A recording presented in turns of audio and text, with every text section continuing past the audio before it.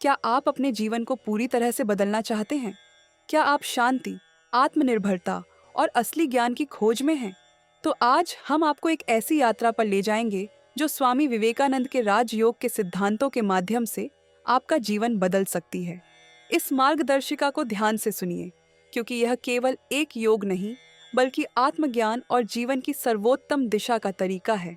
नमस्कार दोस्तों, स्वागत है आपका हमारे चैनल RS ऑडियो बुक्स में, जहां हम आपको केवल किताबों से नहीं, बल्कि जीवन को बेहतर बनाने के उपायों से भी परिचित कराते हैं। आज हम चर्चा करेंगे स्वामी विवेकानंद के राजयोग के बारे में, जो न केवल मन को शांत करता है, बल्कि आत्मज्ञान प्राप्त करने का सर्वोत्तम मार्ग है। तो इस वीडियो को ध्यान से सुनें, क्योंकि यह जानकारी आपके जीवन की दिशा को पूरी तरह बदल सकती है। स्वामी विवेकानंद ने अपनी पुस्तक राजयोग में योग के उस मार्ग की व्याख्या की है जो केवल शारीरिक व्यायाम से कहीं अधिक है। यह योग का एक उच्चतम रूप है, जिसमें आत्मा, मन और शरीर की समग्रता से शांति प्राप्त होती है। स्वामी विवेकानंद के अनुसार यह मन और आत्मा को नियंत्रित करने के लिए एक सबसे प्रभावी तरीका है। उनके अनुसार जब तक हम अपने मन को नियंत्रित नहीं करते, तब तक हम अपने जीवन में कोई ठोस उद्देश्य प्राप्त नहीं कर सकते। राजयोग का सबसे प्रमुख सिद्धांत है ध्यान। ध्यान एक ऐसी साधना है जो मन को पूरी तरह से एक बिंदु पर केंद्रित करने की प्रक्रिया है। स्वामी विवेकानंद ने इसे मन को प्रशिक्षण देने का एक तरीका बताया। वे कहते थे, जो व्यक्ति अपना ध्यान किसी एक वस्तु पर केंद्रित कर सकता है, वह जीवन के किसी भी क्षेत्र में सफलता प्राप्त कर सकता है। ध्यान के द्वारा मन की चंचलता और बिखराव को नियंत्रित किया जा सकता है, और यह शांति और आत्मज्ञान की ओर पहला कदम है। लेकिन ध्यान केवल शारीरिक विश्राम तक सीमित नहीं है। स्वामी विवेकानंद का मानना था कि आत्मनियंत्रण ही जीवन का सबसे बड़ा लक्ष्य है।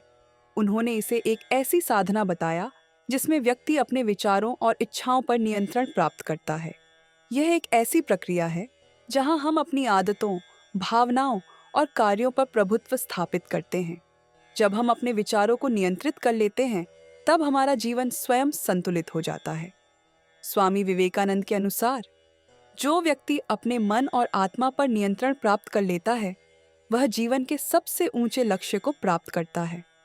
स्वामी विवेकानंद के अनुसार राजयोग का उद्देश्य केवल शारीरिक और मानसिक शांति प्राप्त करना नहीं है, बल्कि यह एक आध्यात्मिक अनुभव है जो हमें हमारी आत्मा की वास्तविकता का एहसास कराता है।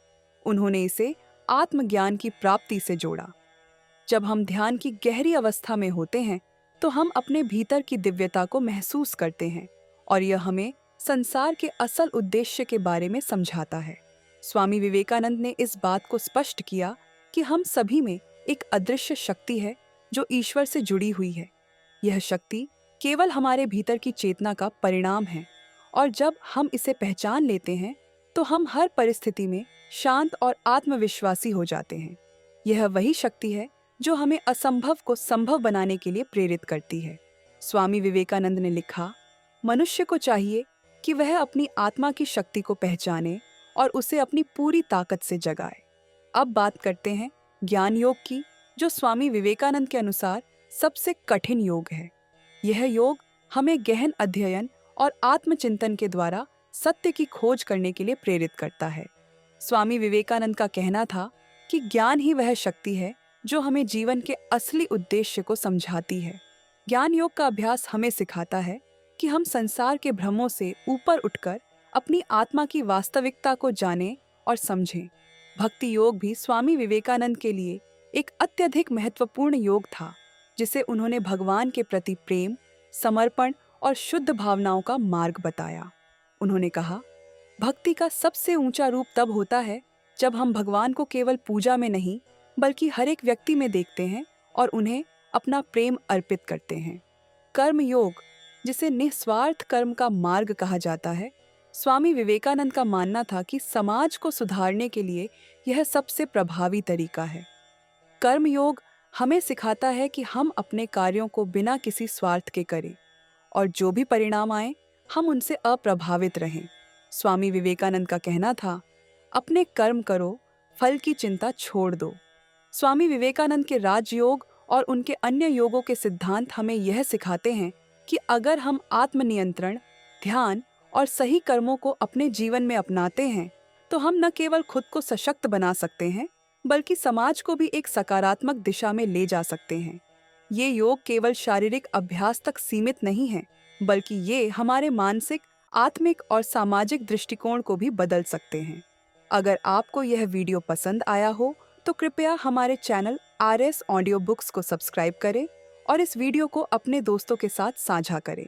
हम हमेशा आपके लिए ऐसी प्रेरणादायक और जीवन को बेहतर बनाने वाली सामग्री लाते हैं। धन्यवाद।